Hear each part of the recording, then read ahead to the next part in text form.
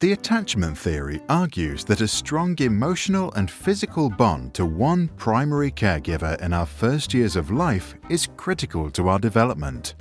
If our bonding is strong and we are securely attached, then we feel safe to explore the world. We know that there is always that safe base which we can return to any time. If our bond is weak, we feel insecurely attached. We are afraid to leave or explore a rather scary-looking world because we are not sure if we can return. People who are securely attached are said to have greater trust, can connect to others, and as a result are more successful in life. Insecurely attached people tend to mistrust others, lack social skills, and have problems forming relationships. There is one type of secure attachment, and there are three types of insecure attachments: anxious ambivalent, anxious avoidant, and anxious disorganized. In responses to distress, the first three react organized, while the last acts disorganized. To understand the theory better, let's look at Mr. and Mrs. Smith, who have 4 children: Luca, Anne, Joe, and Amy. The Smiths are lovely parents who cuddle, make frequent eye contact, speak warmly, and are always there for their kids. But one day, Mr. Smith falls very sick and dies. For Mrs. Smith, life now becomes very difficult.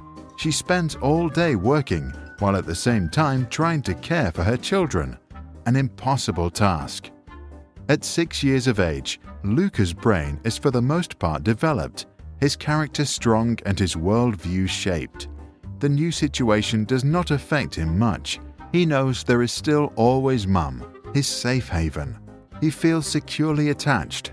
Later, he turns into a trusting and optimistic young man. His self-image is positive. Anne, who is 3, has problems coping with the new lack of attention. To Anne, her mother now acts unpredictably. She is anxious about their relationship and as a result becomes clingy. To get her mum's attention, she has to raise her emotional state and scream. When her mum finally reacts with a predictable response, she herself acts ambivalent and doesn't show her true feelings. Later in life, others think Anne is unpredictable or moody. Her self-image is less positive.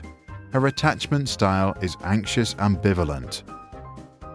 2-year-old Joe spends his days with his uncle, who loves him, but thinks that a good education means being strict. If little Joe shows too much emotion or is too loud, his uncle gets angry and sometimes punitive. This scares Joe.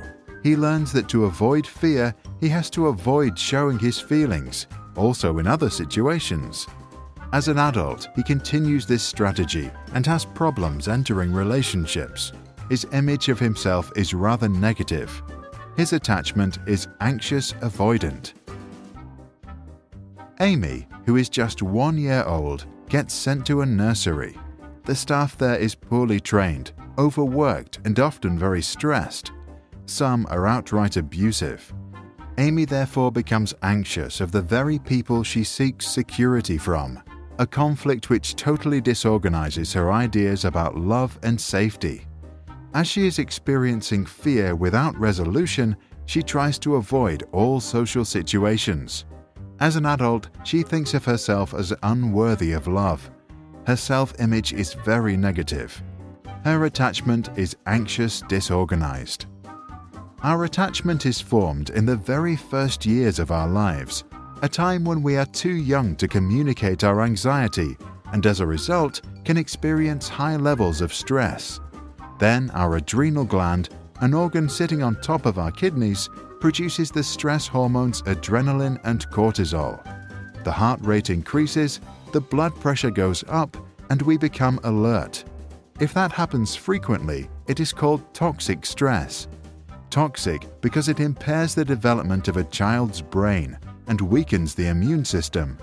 In embryos or at a very young age, toxic stress can even switch the expressions of genes, which can affect our health many decades later.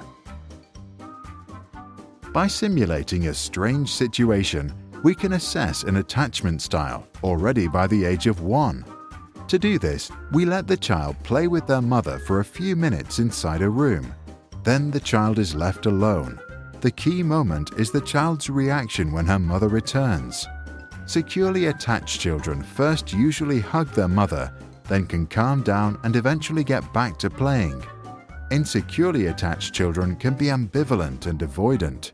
Some can't stop crying or refuse to continue playing. The long-term effects of our attachment in the early years are well documented. Using the theory, researchers at Minnesota University were able to predict already at age 3 if a child would drop out of high school with 77% accuracy. In another study, undergraduates at Harvard were asked to assess how close they felt to their parents. 35 years later, they were asked about their health. 91% of those who said they had a rather broken relationship with their mother were also diagnosed with health issues, including coronary artery disease, hypertension, and alcoholism. For those that had reported a warm relationship, the figure of poor health diagnosis was just 45%. But there is another reason why the early years deserve special attention. They are the starting place for subsequent behaviors. A kid that feels securely attached at age 2 can make friends at kindergarten. Their worldview gets reinforced with every interaction, and they develop optimism. As a result, they make good relationships at school, then at college, and later at work. Highly insecurely attached children can miss out on this opportunity.